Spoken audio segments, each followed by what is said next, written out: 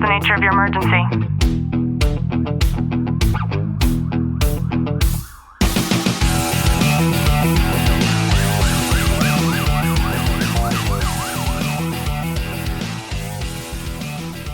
Welcome back to the Tactical Living Podcast. I'm your host, Ashley Walton, joined by Sergeant Walton. Ken, how are you? I'm excellent.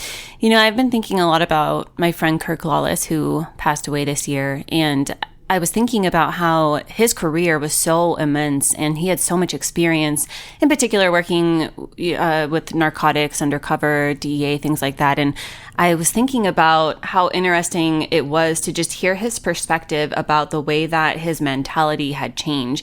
And a lot of people don't understand that your brain actually changes in a way that it's not you being broken, but biologically there are changes that take place in your brain when it's exposed to trauma repeatedly over the course of a career, and it actually adapts. And those adaptations, they change in ways that affect your memory, your emotion, relationships, decision-making, your physical health. We see that all the time. And it's important to understand what's happening inside of your brain because it's one of the most important steps to just understanding yourself. And I think that's one thing we forget to recognize in our own selves and is do that self-diagnostic of, okay, who am I now compared to who I was 10, 15 years ago when I started this career. And when you start seeing that biological shift that starts happening, it's recognizing it, and it's not, not punishing yourself or not taking it as in a negative way. It's saying, okay, what has led me to this point? And if there's stuff you like or stuff you don't like, being able to adapt and overcome whatever hindrances or acceptances you may need to do. The psychological concept here is called cumulative trauma and neurological adaptation. And it's important to understand that the brain is not a fixed organ. It actually changes in response to the experiences that we have. And after years of trauma exposure, several key areas of the brain are directly affected. And the amygdala, which processes our threat and our fear, it becomes hyperactive, and then it begins flagging situations as dangerous even when they're not. And it's funny, like I'm thinking of like when we were kids. I don't know if you remember this. It's like every time you learn something new, a new wrinkle appears on your brain.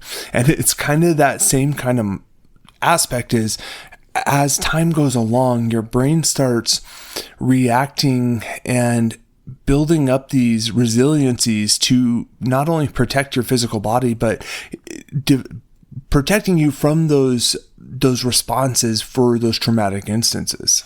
Yeah. And I do remember that actually. And our prefrontal cortex, it's responsible for our rational thinking and emotional regulation, but it becomes less effective at overriding those threat responses.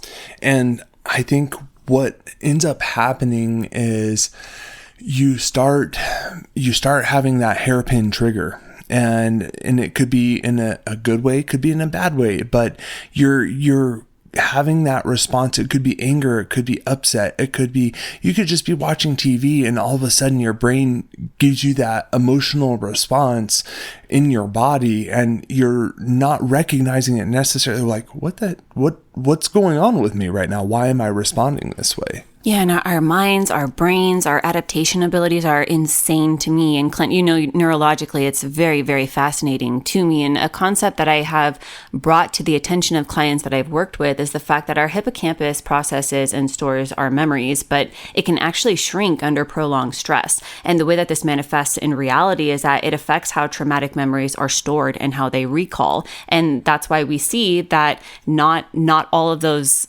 memories that are being shared from the same experience from other people are going to match and align with what we recall.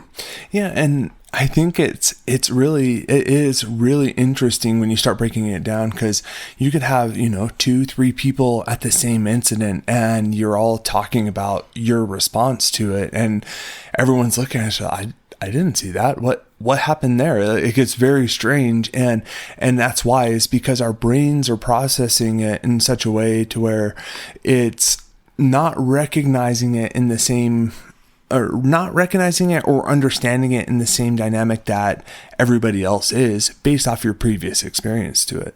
Yeah, and these aren't character flaws. They're actually neurological adaptations to extraordinary occupational demand, especially when you work as a first responder. And the way that I see this and how it looks in real life is a lot of the times you might react more intensely to a situation than what seems warranted. And I think that we lean on, our physiological response and our emotional response when it comes to that, because like I could use that scenario going back years back where I had a 3-year-old girl or a 4 or 5-year-old girl point a gun at me. And I can distinctly remember that instance, and it's something that I use as a training aspect with trainees I've had over the years and just officers in general who are coming up with the police department saying, how would you respond? It's not only me kind of talking about it and getting it out there, but it's one of those situations that gets their wheels turning and thinking in a way of how would I respond to it. But like for me going forward, like I don't let kids sit in the back room and watch TV anymore, and being able to not have that supervision, especially depending on the circumstance that I'm just specifically covering. Something else that I see is a lot of the times somebody might have difficulty regulating their emotions under pressure. And that's where I've seen this in the field on a regular basis, is you see those adrenaline spikes, or you see someone not necessarily retreating, but they're like freezing up and they're not knowing how to respond to those specific instances because their body is reacting in such a way that it's like they don't understand what's going on, or that fear or that level's raising things up to be not allowing them to respond correctly. Yeah, and when I see these videos that go viral for another bad cop, and I see that's like an OG officer, and I see the situation that plays out, to me I see that that individual to me seems like he was at his wit's end. That's where I think there's so many stories like that nowadays, and I mean, if you look in the perspective of numbers, and it's not that big, but I think over time things start stacking up on you more and more, and that's why it's so healthy to have those debriefs, and it's so healthy to have those outlets to be able to get beyond that level of wit's end.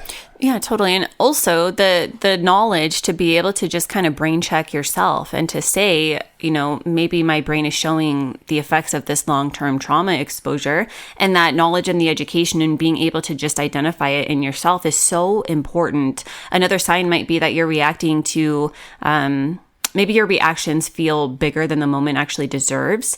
And I think for a lot of people too, they struggle or just can't seem to turn off that hypervigilance. And certain memories might feel like they're stuck, or you find that they keep resurfacing even when they're uninvited. And so when you start recognizing these things coming up, and this is something that I actually tell my guys on a regular basis, is, okay, we're at work today, but you're going to have those days where you're just like, you're not in it. And because you're getting to that point of where I'm just tired, I'm going through a lot mentally, and no one else is going to know that dynamic or situation but yourself. And it's okay to slow things down and not have to go 1,000 miles per hour like we always want to go. It's being able to say, hey, I'm going to work, I'm going to be here, but I'm going to take that time to be able to kind of decompress and not go out of my way to go over and above like I normally do.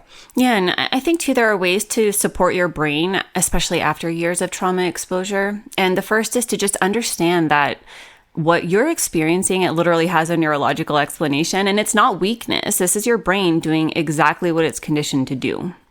When we start recognizing that as this is a biological response towards these situations, this is how my brain is responding to it because of everything laid out throughout my entire career, and we're getting to that maximum edge point of not being able to envelop more, or you're having those triggers come up when they really shouldn't be. It's recognizing it. It's training yourself to say, hey, I need to take a pause. I need to figure out what's going on here.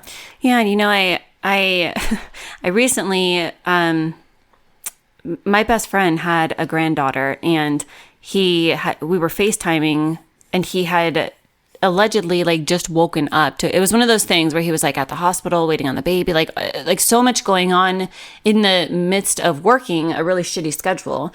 And excuse me, we were FaceTiming, and then he was so sleep deprived that it was literally like written all over his features. And I had told him like, hey, this lasted like 60 seconds. And I was like, we're not going to be FaceTiming anymore. Like, you need to get home and get some sleep. And you can tell he was in the parking garage at the hospital, and he had just woken up after sleeping for like 90 minutes, after not sleeping for like 24 hours. And he needed to bring something to his daughter for the baby. And I had told him like, let me know when you wake up. And a couple hours later, he let me know, like, I feel so much better. And I couldn't even make it home. I listened to what you said, and there was another bed inside of my daughter's hospital room, and I just went to sleep in there, and nobody disturbed me. Like, I don't know if everybody else was sleeping or what, but I really needed that. And I tell him especially, and Clint, you and I have this dialed in so much that we see the way that it manifests and so much positivity in our lives, is to just prioritize your sleep as a non-negotiable brain health tool, period. Yeah, sleep is so important. And like I've talked to my guys recently about this, is you need to prioritize your sleep. You could work out and be the most hardest working out person, physically fit person, but if you're not prioritizing your sleep, you're starting to fail your own biological response towards things. I hope you've gotten some value out of today's episode. If you have, do us a favor, drop a review, subscribe down below, and as always, know that I'm sending you a long, tight hug from my home to yours.